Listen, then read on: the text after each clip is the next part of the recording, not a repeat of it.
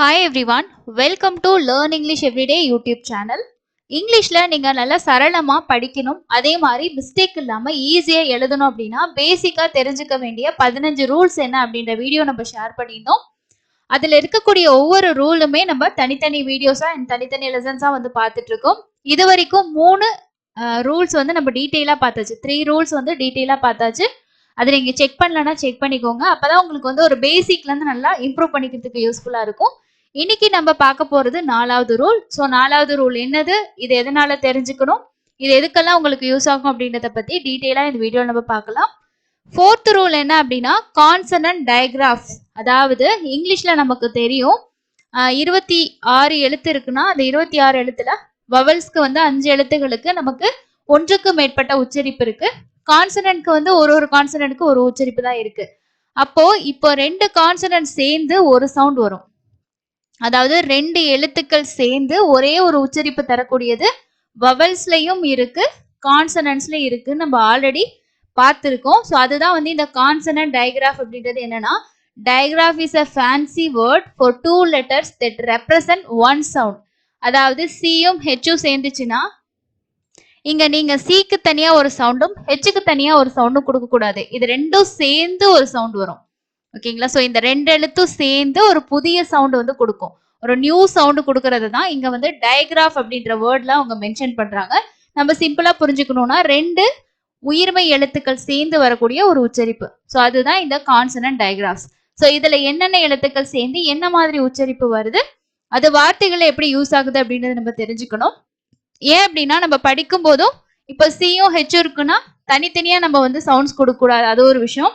அப்புறம் வந்து இந்த 2 எழுத்துக்கும் சேர்ந்து ஒரு சவுண்டை வச்சு நம்ம எழுதும் போதும் கரெக்டான ஸ்பெல்லிங் யூஸ் பண்றதுக்கும் நமக்கு இது ரொம்ப யூஸ்ஃபுல்லா இருக்கும்.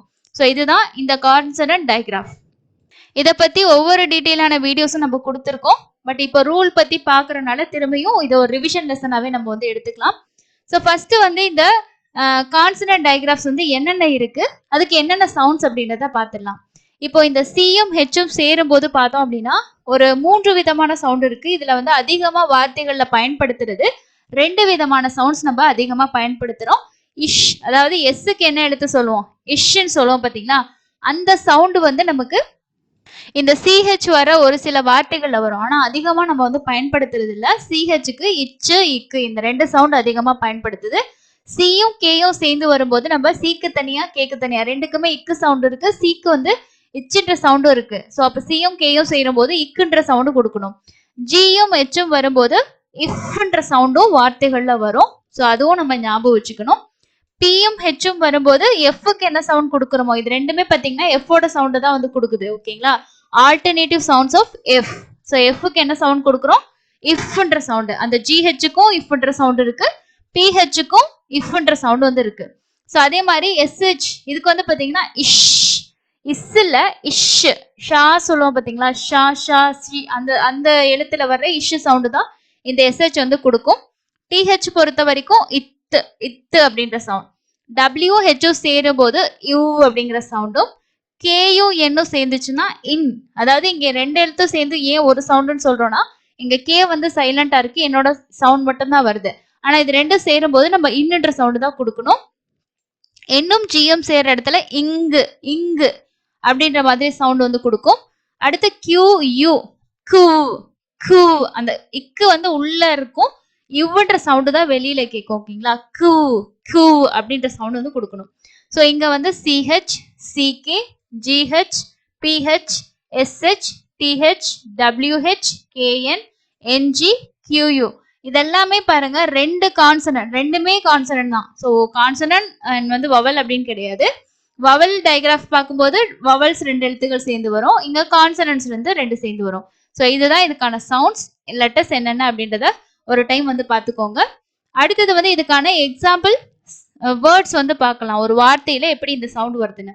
ஃபர்ஸ்ட் வந்து பாருங்க இச்ன்ற சவுண்ட் சொன்னேன் பாத்தீங்களா, அப்போ இதை எப்படி படிப்போம்னா டி இச், டீச். ஸோ இதை எழுதும் போது எப்படி எழுதுவோம், இட்டு டி இச். இங்க பாருங்க இந்த ஈயும் ஏயும் சேர்ந்து 2 உயிர் எழுத்து தான், அது ரெண்டுமே சேர்ந்து ஒரு சவுண்ட் கொடுக்குது பாத்தீங்களா, அது வவல்ஸ்லயும் இருக்கு கான்சனன்ட்டுக்கும் இருக்கு. அது நம்ம தெரிஞ்சுக்கிட்டாதான் எழுதுறதுக்கும் சரி படிக்கிறதுக்கும் சரி நமக்கு ரொம்ப யூஸ்ஃபுல்லா இருக்கும். அதே மாதிரி பாருங்க இங்க சிக். ஸோ இந்த சிக்குன்றதுல சிஹெச்சுக்கு இச்சு சவுண்ட் வருது. இங்க சிகே பாருங்க, இக்கு அடுத்து வர்ற இக்குன்ற சவுண்ட் கொடுக்குறோம். அப்போ இச்சு இ சி இக் சிக். அதே மாதிரி இச்சு ஆ சே அப் சாப் சாப். ஓகே, நெக்ஸ்ட் ஒன் வந்து இக்கு சவுண்ட். ஸோ இட்டு ஆ டா இக் டக் டக் டிக் டிக். நெக்ஸ்ட் ஒன் சே இக். இங்க சிஹெச்சுக்கு இச்சு சவுண்ட். ஏ சே இக் செக். நெக்ஸ்ட் ஒன் பாருங்க தி இக் திக். ஓகே, ஸோ அப்போ சிகே சேரும்போது இக்கு சவுண்டு, சிஹெச்சுக்கு ரெண்டு சவுண்ட் இருக்கு, அதில் ஒன்று இச்சுன்ற சவுண்டு.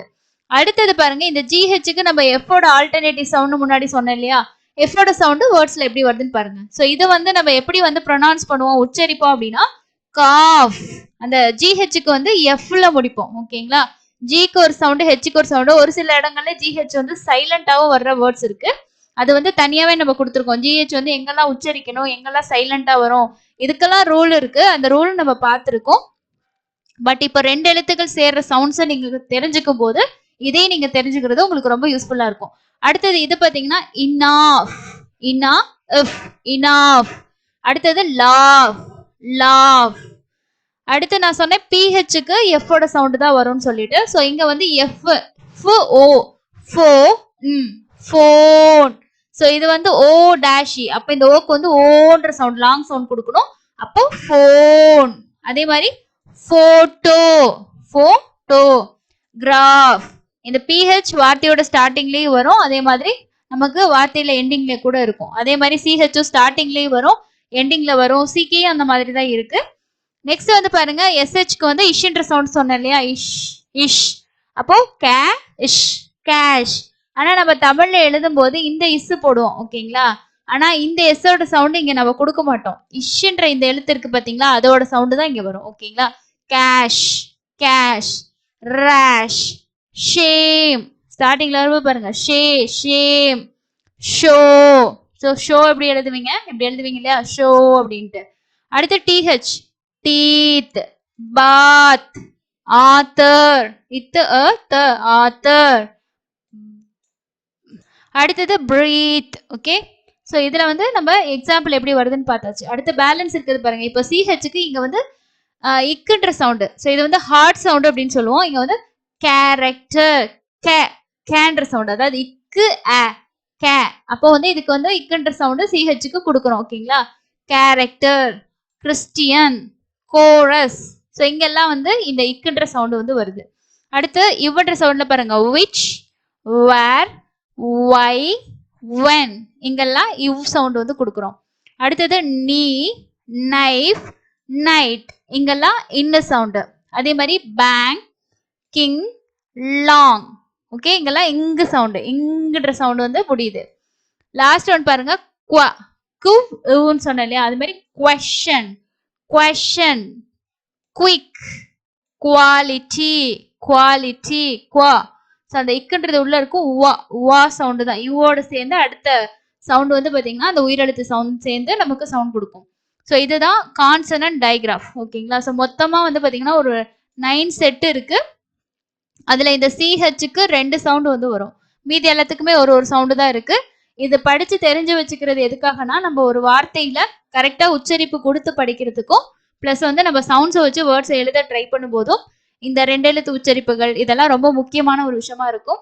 இங்கிலீஷில் லெட்டர்ஸ் கம்மியாக இருந்தாலும் நம்ம வவல்ஸ்க்கு சவுண்டு, அதே மாதிரி அண்ட் கான்சனட்டோட சவுண்டு, அதுக்கப்புறம் அதில் இருக்க ரூல்ஸ் எல்லாம் நம்ம தெரிஞ்சுக்கிட்டோம்னா ரொம்பவே ஈஸியாக நமக்கு வந்து லேர்ன் பண்ண ரொம்ப ஈஸியாக இருக்கும். இன்னைக்கு லெசன் உங்களுக்கு யூஸ்ஃபுல்லாக இருந்தால் கண்டிப்பாக வீடியோக்கு ஒரு லைக் அப்டேட் பண்ணுங்க. அதே மாதிரி ரெகுலராக நம்ம எல்லா ரூல்ஸையுமே வந்து வீடியோஸ் வந்து ஷேர் பண்ணுவோம். நீங்கள் ஸ்டார்டிங்கில் இப்போ மிட்ல இருந்தால் பார்க்க ஆரம்பிச்சிருக்கீங்கன்னா இந்த 15 ரூல்ஸை ரெகுலராக தெரிஞ்சுக்கோங்க அண்ட் ப்ராக்டிஸ் பண்ணுங்க, உங்களுக்கு ஈஸியாக இருக்கும். இன்னொரு இன்ட்ரெஸ்டிங்கான யூஸ்ஃபுல்லான லெசனில் மீட் பண்ணலாம். தேங்க்யூ.